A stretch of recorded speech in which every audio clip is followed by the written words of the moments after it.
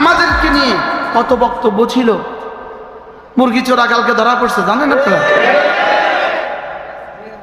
হ্যাঁ, কি এটা ছিল আমার জীবনের, মনে হয় আমার জীবনের আখেরি তামান্না।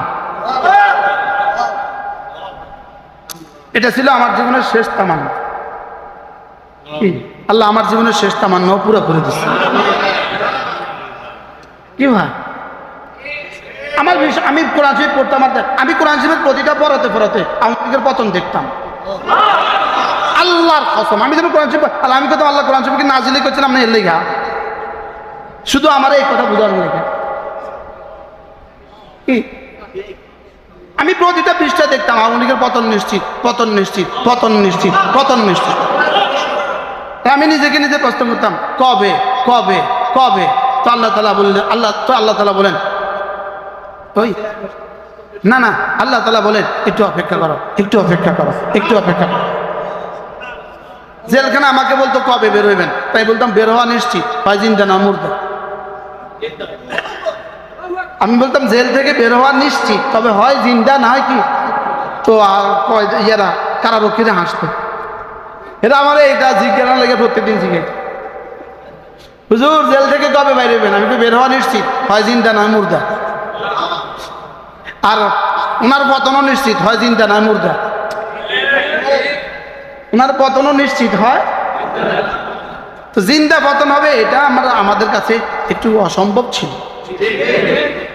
কি জিন্দা পতন হবে এটা আমাদের কাছে কি ছিল বলেন? আমাদের কাছে পরবর্তী অপশনটা ছিল বেশি আশাব্যঞ্জক, যে মুর্দা পতন হবে।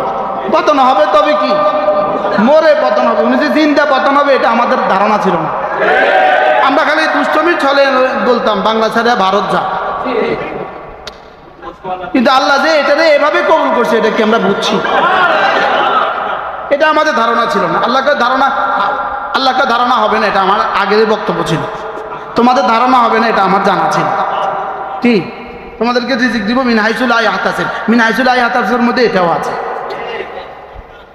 মিন হাইসুল এটা নাই, এর মধ্যে মিন হাইসুল লা ইয়াহতাসিবের মধ্যে আমাদের এই আজাদির কথাবার্তাগুলো আছে।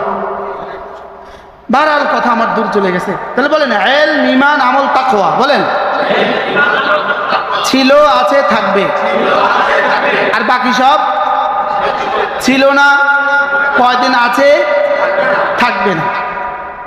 পৃথিবীর সমস্ত টেকনোলজি, পৃথিবীর সমস্ত জ্ঞান ও বিজ্ঞান, পৃথিবীর সমস্ত প্রযুক্তি হয়তো ছিল না, আছে, থাকবে না, লেকিন আমাদের কোরআন ছিল, আছে, থাকবে।